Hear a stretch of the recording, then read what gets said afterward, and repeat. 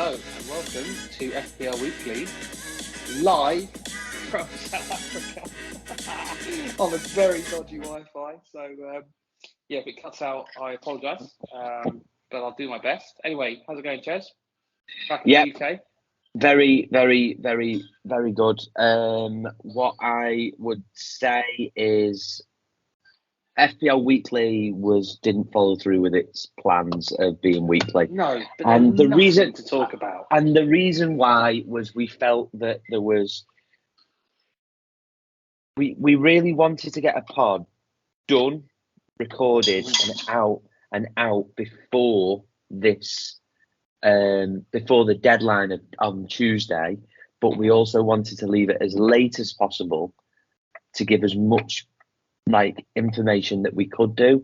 Yeah, obviously, if we did do one, it would have been a bit of a waste of time because it would have been false information or old information that we wouldn't have needed. We deliberated regarding just doing a little bit of a review of last week, but equally it was a good game week, but it was also so drawn out that there was elements to it that have just been almost lost. This is possibly one of the strangest periods of FPL I've ever known. I don't know why they've done it like this year, but there's I really, really, really feel that there's going to be a lot of those on the fence engaged managers who are going to fall out of the engagement because of just the timing in between game weeks here. I agree. And I don't really understand why they couldn't have just said, right, everyone's on a week's break now. Everyone is, rather than trying to separate the schedules up and stuff. Everyone's on a week's break now, and Sky Sports, if they could do it alongside when the darts is on, for example, then they wouldn't be too bothered. So I just think that there was better ways to potentially do it, and from an all-round point of view, from an engagement in football in general, because there seems to have always been a game on, but the games are crap. I'm not going to watch West Ham and Brentford. It's just not. It doesn't float the boat. So I agree, and it's been a really long, painfully long wait. Luckily, there's not going to be many more now for the season. But what I would say is what you touched upon is it does suit the engaged managers, and I think we've talked about this before. Just by being engaged, you guarantee the top 1 million. Yeah, I would say if you had really bad luck all season, but you were on it, you never missed a deadline, you were on trip strategy, you listened to a bit of content, you'll guarantee top 1 million in my opinion. Yeah, and you made sensible, educated decisions, not rogue. Yeah, which in the long term, and so we get annoyed when sometimes they don't pay off. A lot of the time they don't pay off, but longer term they will, and they do. Yeah. Last week, I had a decent week. I did. A decent one. I had a decent week. We'll come on to that. It was almost, decent. Well, it should have been better, but we'll get there. 47 average, 10%. We always say 10%. So 47 would equal 52. Yeah. So 52 is 10. I got 55, and I felt like it was I felt like it was that's an average week. That could have been worse for you as well. You had Darwin and Purvis that kind of got you late back in the mix. As well. Gusto was so lucky. Oh my God. How is that not a red card? As soon as I saw it, the replays were coming up. I'm watching the game live. I'm like, that's the red card. 100% done and dusted. And they were like, oh, check cleared. I was like, wow. Because the thing is, like I said, it's gone from it'll go from a 5 to a -2, which is a 7-point swing, and then a 3-game ban. So, it's massive. It's massive. Yeah. Look, it is what it is. I'm not going to criticise you for having a slight break. It's, over a 38-game season, luck's going to be very, very close, but it was a nice one. Like I said, your week wasn't great, but it could have been way worse. No. I don't say that, Purvis and Darwin saved you, because they always had games against Bournemouth had always had games against Wolves at home.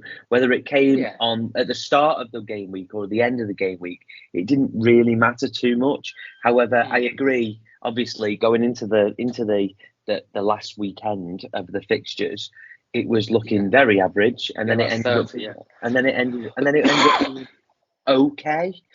Yeah. Whereas you, on the other hand, were one of the people who, by the way, I had massive red arrows across the board. Not massive, like a 30k arrow overall. But your arrow is so green. It's nice and green, yeah. It's nice. And there's 2 points in between us now, which is hilarious. After how many game weeks? There's 2 points. It's just funny. Yeah. So yes, 71. There's two reasons why I'm extremely happy with my week, but it's a 9 out of 10. It's not a 10 out of 10. And here's why. There's two reasons. I'll get the quick one out of the way first. I was toying between Saka to Son, as I spoke to you about a million times on Dog Walks, and Stupinan to Charlie Taylor. If I went to Stupinan to Charlie Taylor, I get the 8 points instead of the blank. And who do I captain? Palmer. So that's honestly, that's another 15 points, right? So that's that situation. It's a toss of a coin, 71, 86, sadly went the wrong way. Could have been an amazing week. The other one, really interesting, and I don't want to talk the whole pod about this, but it was quite funny. So, Gabriel scores a goal, pretty lucky, yes. Whenever your defender scores a header, it's lovely. You did have a couple of Saliba headers early on in the season, but yes, it's lucky. You had them as well, by the way. I had the first one, not the second one. I remember the second one. Do you remember I was going Saliba or Gabriel? I was in Portugal, hanging. And I was like, I don't know what to do. Do I pay the extra 0.6 for Saliba? No, I'll save the money and go Gabriel. Saliba scores a header at the end of kickoff. So you had that. And the stats would say Gabriel's actually more of a threat in the end. So, yes, initially this week, recency bias, you're going to go, yeah, you got shafted. But if you look at the points between Saliba and Gabriel, I'd imagine they're quite similar. I still imagine Saliba's got more than Gabriel. So, Gabriel scores again. And now I'm like, wow, oh my God, this is carnage. And I get Saka assist. And obviously I brought Saka in to captain it. Fine. So it's gone down. An FPL as a Saka assist and a Gabriel goal. Amazing. Brilliant. It was close. So when you were watching the TV was saying it should be an own goal. 10 minutes later, we hear from the commentary, the goal Opta have decided that it's gone down as an own goal. And I was like, oh my God. Nightmares is a joke. It was a clear goal. And it should have been a goal. Like, I'm not being biased, but if you watch it, it's a goal. Like, he's on the line when he deflects it. So, should have been a goal, wasn't. Is there any kind of hidden agenda from someone making that decision who might not have Saka captain and Gabriel in their team? We'll never know. Probably. Oh, you cannot be claiming that there's one frigging bloke in FPL Towers who's going. If it's a 50-50, and he's got no Gabriel and no Saka captain, he'll go, oh, actually, yeah, I know what I'll do. Like, why wouldn't you? So anyway, that's a conspiracy theory. I just don't understand. Personally, if you've played the game, if there is an attempt to put the ball on target or made an attempt to just give the goal to the attacking team. Yeah. What's annoying is we never saw wants an own goal. No one wants an own goal. No, I agree. We saw a few angles, and all of them looked like it was a goal, but we never saw the straight down the line one. And that would have been so conclusive. I don't know whether the guy that made the decision saw the straight behind the goal one, like in terms of in line. I don't know. But long story short, was given initially, great.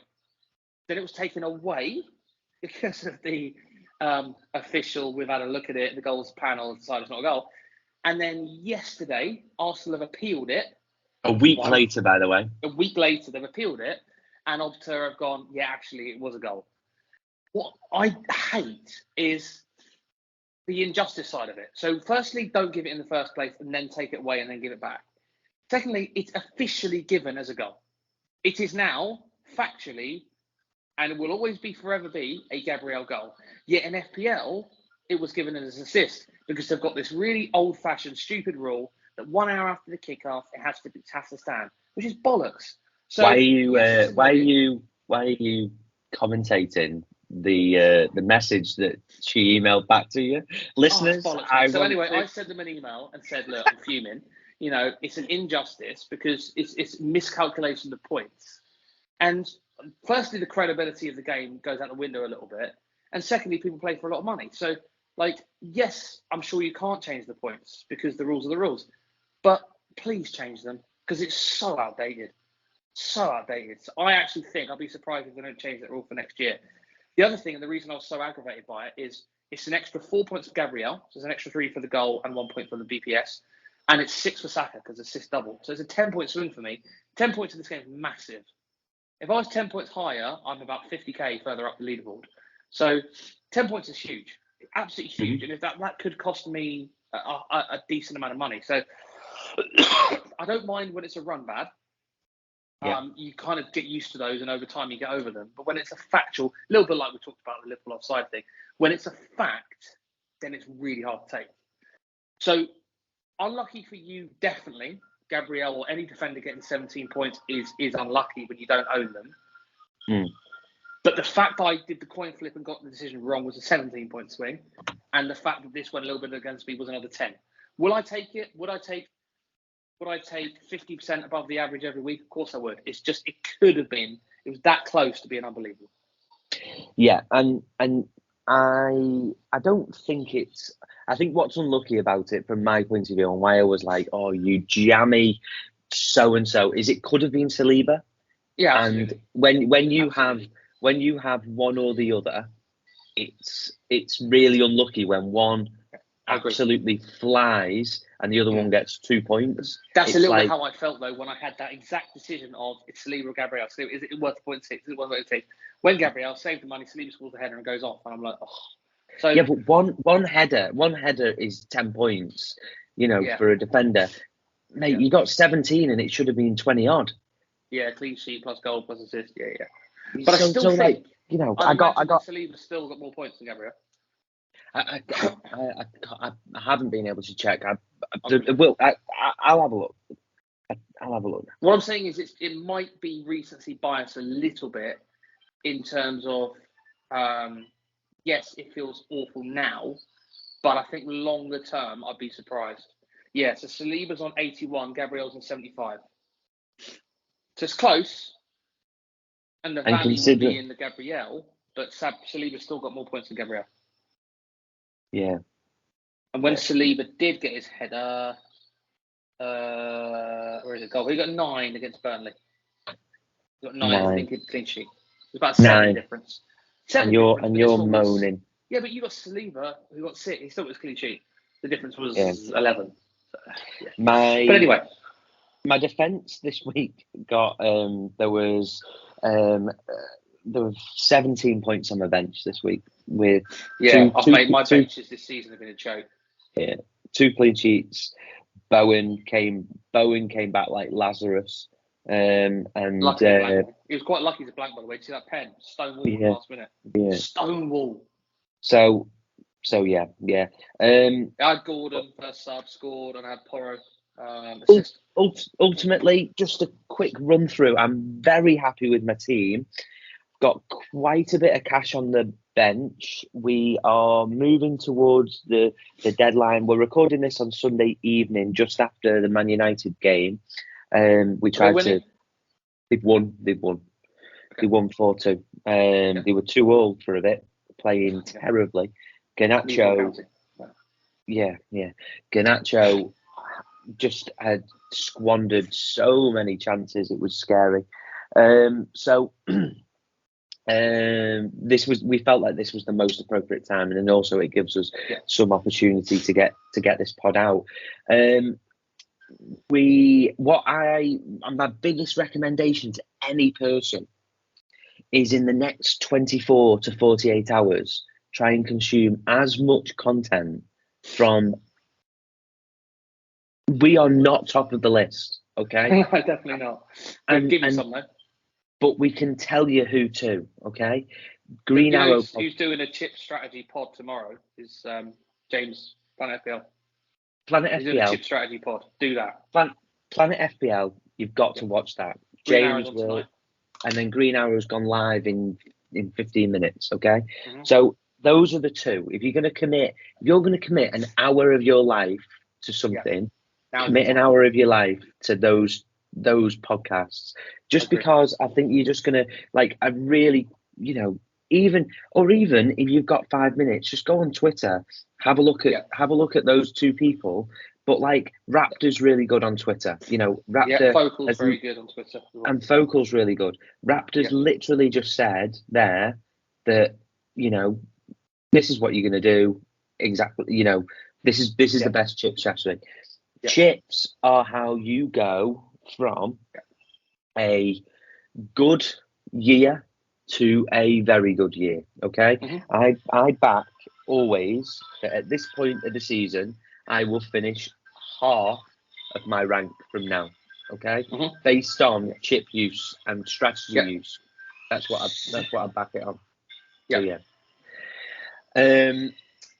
I'm gonna leave it to your Ben Crellin has literally just put a spreadsheet up, and it's a little bit confusing.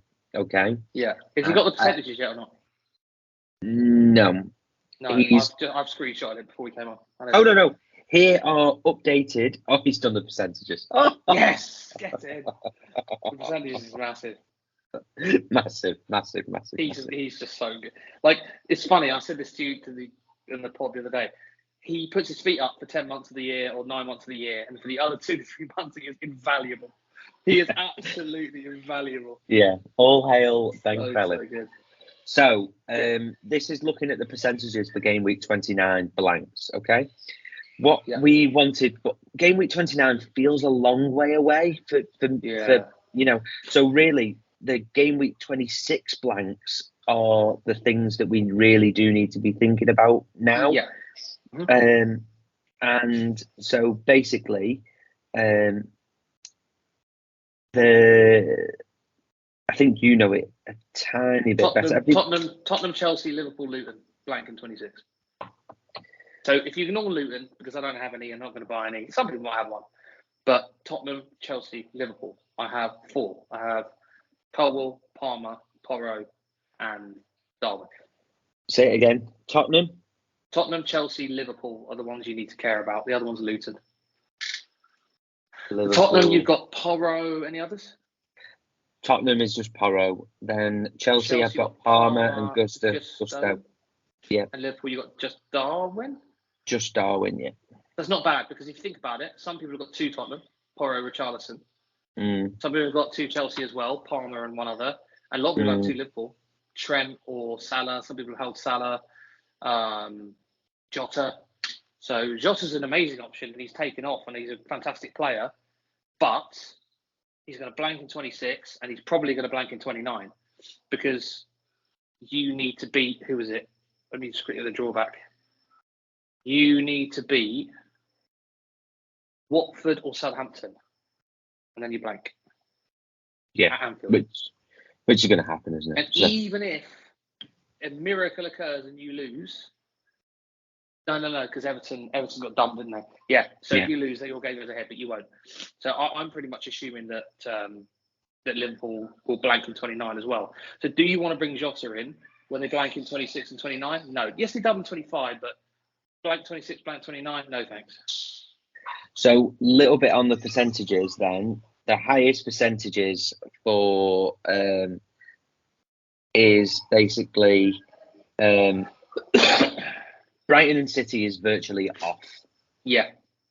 Liverpool, I just Everton. Can't see how City don't beat Luton. Liverpool, Everton. At Wolves is not done and dusted. And I think it's important to mention that there's no replays. For example, if we've got Wolves away and there's replays, I'm more confident. Because if we draw, we will probably take them back to the Amex and beat them. But if we draw, we've got to play extra time penalties at Molineux, it's a lottery. So 26 is the Carling Cup, the Carabao Cup final. Yes. Yeah. That's why Luton. Okay. That's why Chelsea's game's off against Spurs and Liverpool's game's off against Luton. The rumours or the strong consideration 25, is that Liverpool-Luton will move into 25 and double. Yeah. So the only ones to really note there, Brentford and Luton double, but both their fixtures are horrific, so just ignore them, I'd say.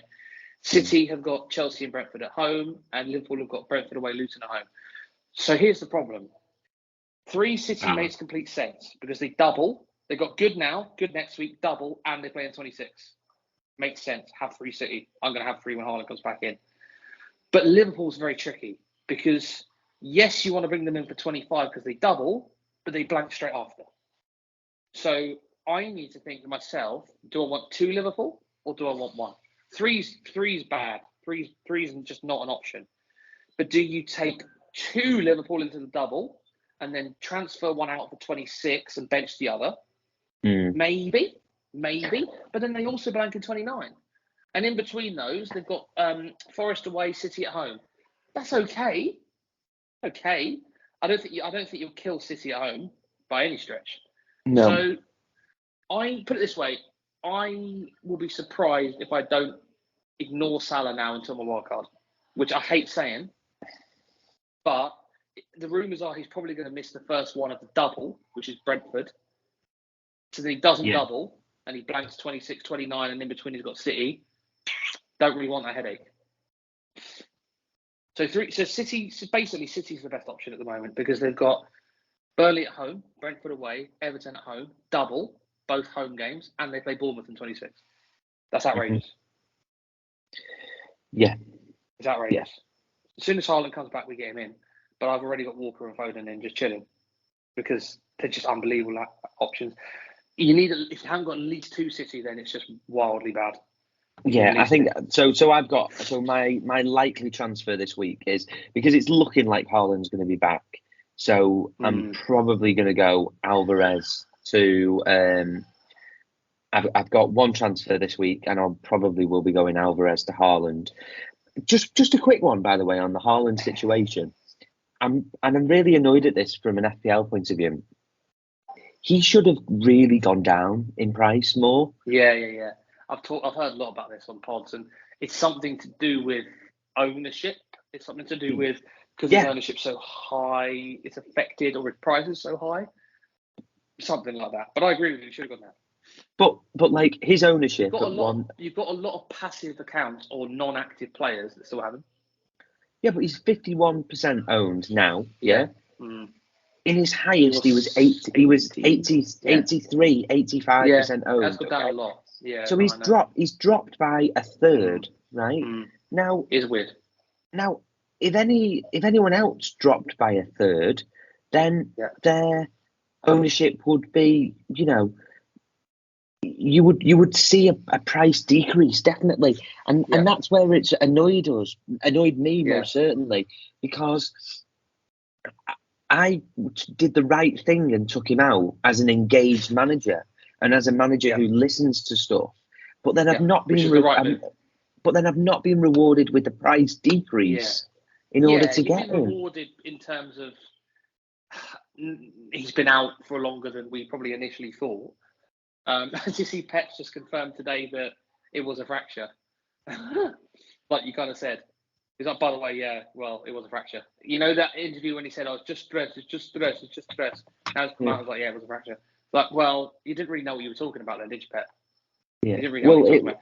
So, because the stress thing was 2 weeks, but the fracture side of it, as you know, is longer. But anyway. Well, I said it. You treat a stress response as a fracture, and that is 4 to 6 weeks. And because it's football, and we play, and it's kind of a key area. If you were to stress response of your wrist, then you'd probably do a Jamie Vardy and play on through it. So that's where that is. Just quickly on Haaland, I'm not as keen as you on bringing him in. So I don't know if you saw Pep's latest comments. He was basically like, Haaland's getting closer. I'm hopeful that he might be able to hopefully play some minutes. What that means is he might come off the bench. What that means is he might get dragged off after 60. It is Burnley, I know. I get that side of it. And it's extremely tempting because you captain him. If I get confirmation he starts, I'll do it. If I don't get confirmation he starts, I won't do it. And it's as simple as that for me. Yeah, I think it's just that I'm kind of searching this week for a captain. and that's fair. And he is the most. He is the most obvious choice, and because it's Burnley at home, and but I for wouldn't me, be unhappy with going Foden. I wouldn't be that unhappy with going Foden.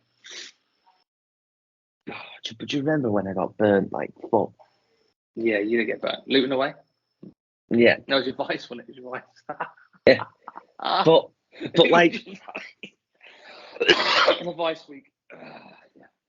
Yeah, the vice week. But I don't think personally. I understand what you're saying, but I don't think that should influence your decision in terms of I better bring Carl in because I'm going to captain him when he's half fit. I don't know. If I get, like I said, if Pep comes out, which he won't, and says he starts, great. There's some good City guys in the know. FPL Tony is Toni is the best example. If he comes out and says, because he's never been wrong, if he comes out and says Haaland starts, then I will bring him in. If we don't get that, I just don't think I'm going to risk it. I really don't think I'm going to risk it. Because again, how sick will you be? Your captain gets dragged off at half time. He got dragged off against half time against, was it Bournemouth? I know, but do you not think that realistically, my next kind of options are Nunes or who's in great form at the moment at home against Chelsea, massive game. Possible. I think that's a good option.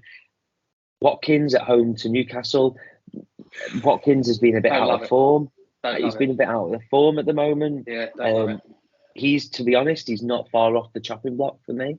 Yeah. Watkins, I don't know what it is about it. Yeah. Or Bowen at home to Bournemouth, where there's Bournemouth aren't that bad as well. I know, but they're not that bad. So realistically, my captain's choice, and is there ever going to be a time where captaining Haaland could potentially be at home? Yeah, that's fair. Could be a differential. I understand that. It's just a big risk to take, especially when he's your captain. But I understand why people. What I need, to be honest, I need Haaland with shin pads on. Okay, every single picture has been Haaland with just a pair of socks on, and that's just him. That's just him running. That's just him moving. Yeah, that's not him doing full work. Is the other factor that it's Burnley at home? And what I mean by that is, will Pep go? It's Burnley at home. I don't really have to. Let's not risk him.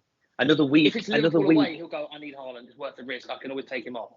Yeah. Burnley at home, do I just start Alvarez again? We're going to win the game anyway. Yeah. That's part of a factor. I mean, Kevin De Bruyne. I'm not sure Kevin De Bruyne is going to play for the same reason. Our version of playing, if we were playing FPL in this way, he would not be playing. Would he be playing in? I mean, if we were playing FM, we would not be. We would not be playing. No, because Burnley. Why risk him? Don't want to risk him. He picks up an injury and gets taken off, which happens all the time in FM. When you play a player that shouldn't play, they will get injured. No, I agree. So it's an interesting one. Let's keep an eye on it. But for me, it's simple as if I get the nod, I'll do it. If I don't get the nod, I'll leave it. And look, when was the last time he played? When was the last time he played? Was it the start of December? It's been a while, hasn't it? It's been a while. And then initially we were here in 2 weeks, weren't we? The initial news was 2 weeks, and it's been way longer. Yeah, well, I said that. Way longer. I will quickly check. I'm on it now. Stroll back through my weeks. It's got to be about 4 game weeks.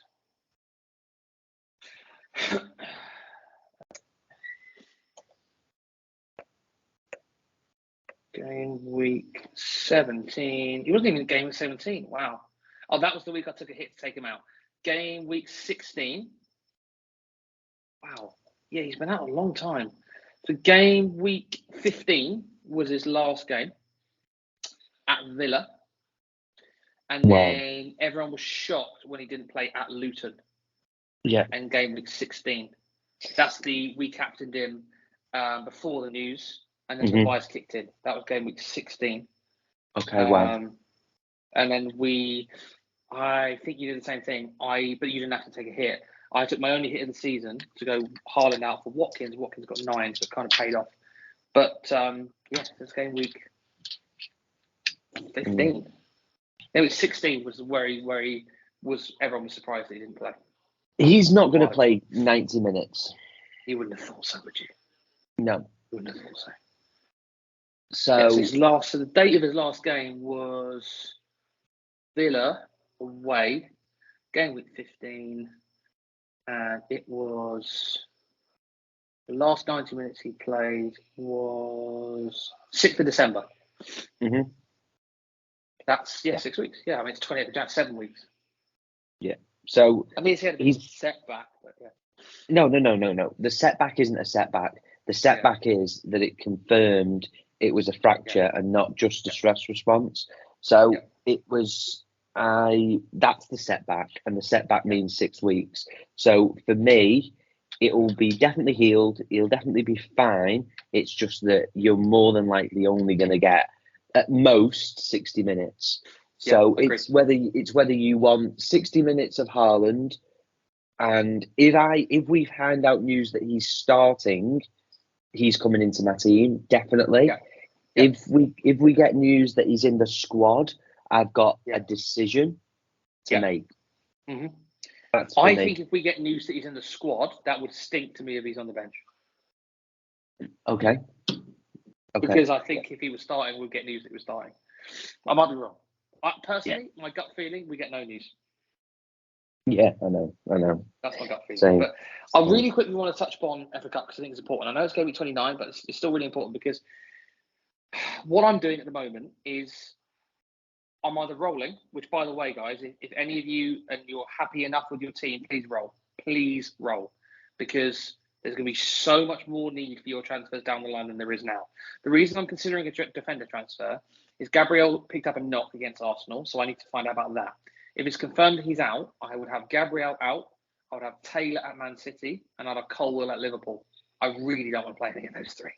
So I would then be doing a move, probably Colwill, because he blanks in 26 and he has a big possibility that he'll blank in 29, followed by a Liverpool away fixture and a City away fixture, followed by the fact he's not even nailed. He's mostly nailed, but he's not completely nailed. There's rumours he's a little bit out of favour there. There's kind of whispers about Brighton again. So I don't love him as an option. So long story short, Arteta comes out tomorrow and says Gabriel's missing the game. I do a defender transfer. Now, really quickly, that defender has to have a good fixture this week, has to play in 26, and has to be likely to play in 29. Anyone else is a bad option, right? So where I looked initially was Palace. Palace have got a fantastic fixture this week, Sheffield United at home. They've got Burnley at home in 26. The issue now is it probably is going to be likely that they're going to blank in 29 because Newcastle have been given a really quite easy draw at Blackburn or Wrexham. And if Newcastle get through that game, which we expect them to, then Newcastle Palace will be a blank. And I don't want that because coming nicely onto my strategy, even though this draw has made it look like there's going to be more blanks now, my prediction would be that 4 or 5 games go ahead that week. And a lot of people on Twitter are now saying you need to play your free hit in 29. My plan is still get through it. Dead end. Yeah. I always like to take advantage with a free hit rather than to put fires out with a free hit. Yeah. I think you can I can almost basically guarantee that I will get 10 players out that week. Guaranteed. With pre-planning, it's just whether that pre-planning is going to be so destructive because you've got those players for longer term. The week after. I'm going to wildcard in 30. Yeah. So no matter, even if it's disgustingly destructive and my game week 30 is a shambles, I'll just hit wildcard because I'm wildcarding in 30 or 31 anyway. So I'm literally dead ending. All of my energy, most of my energy at the moment is going into getting a team out for 29. Now we don't know exactly yet in terms of who's going to play, but we've got a hell of a good idea. So just really quickly, 2 games are definitely on. Fulham, Tottenham, Burnley, Brentford. They definitely. Either West Ham, Villa or Arsenal, Chelsea will be on. If Chelsea go through, West Ham, Villa will be on. And if Villa go through, Arsenal, Chelsea will be on. Okay, so one of those 2 games. Tottenham assets are looking quite good, aren't they? Ish, but they blank in 26. After 26, yeah. After 26, yes. You don't bring him in now. No. Because they're blank in 26. So After Son, for example, he's is an a option when he comes back. yeah. Definitely. But then do you rush him in? Maybe not. I'd probably have him on my wild card. So we'll see. But yeah, Fulham Tottenham's definitely on. Burnley Brentford's definitely on. People like Charlie Taylor, who I was going to sell, but I'm keeping him now because he's got Brentford at home in 29, and he's a blank price. So why wouldn't I keep him? So I have to keep him. Hence why I'm going Colwell now. I have to keep Porro because of this news. You should keep Porro as well. We have to just drag Porro through 26. He plays in 29. If Palmer's really quickly an interesting one. If Palmer blanks in 29 as well as 26, there's a decision to make.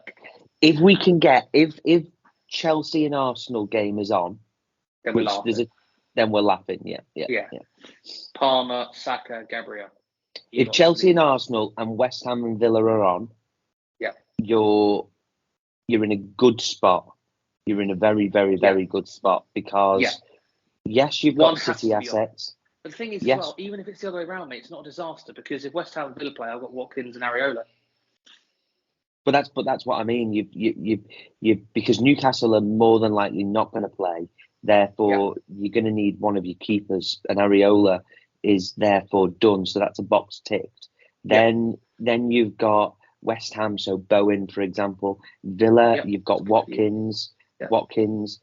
Arsenal, you usually have got two, Saka and a defender. Chelsea, again, you've got one or two. Palmer definitely, and then my person next is obviously Gusto.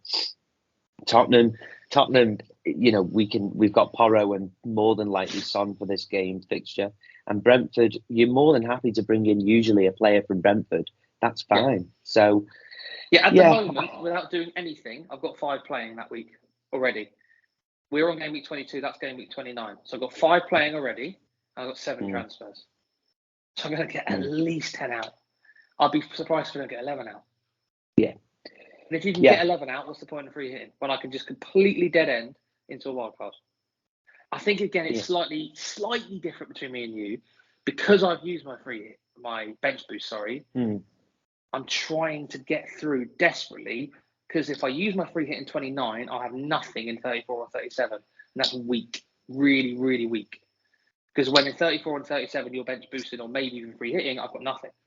Well, I'll be bench boosting in the big one. Yeah, so, and ideally you get through 29 as well and use free hit in the other one. What I'm saying is if I use my free hit in 29, I've got nothing for 34 or 37. It's the small double game week. That's a great free hit week because you can attack the players with the double game week. I agree. Yeah, I agree. Then bench boost is really good in the big one. Yeah. The bench but what boost my plan is, which is slightly different because I haven't got a bench boost, is I'm going to do my wild card and set up for 34. Is your bench really good? The big double game week is 34, isn't it? 37. 37. Okay. More games than 37. Yeah. Okay. See, so that's slightly annoying for me because it's just a long way to go from doing a wild card in 30. See, for you, you're probably, off the top of my head, wild card in 31 to set up for a bench boost in 34 and then free hit in 37. Yeah. Whereas for me, I don't have bench boost, hence why I'm so desperate to get through 29. A wild card in 30 or 31, set myself up for a really good team in 34, ignore 37 and just free hit it. Because here's another good bit of information. The doublers in 34 will not also double in 37. Yeah. One or the other. So I'm setting my team up for the 34 doublers and I'm free hitting in 37. Or you do the opposite. Mm-hmm. You're not going to get doubles this year. Perfect. Well. Good. I know it's a lot to take in. There's probably some, like I say, even some areas we haven't covered. But a lot we of can save that a little bit for next time. Yeah. There's still a massive unknown on what either of us are going to do for the Tuesday night deadline. Remember, Tuesday night deadline. Yeah. We get a lot of info, by the way. There's about 5 games on that night, so we might get a bit of team news. We might get a bit of Haaland news. We're going to have loads of press conferences.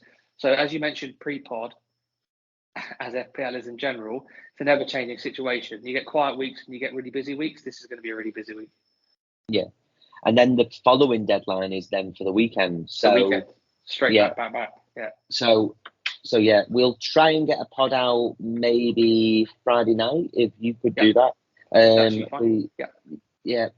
I'll be in Brighton. So yeah, because I go away next week.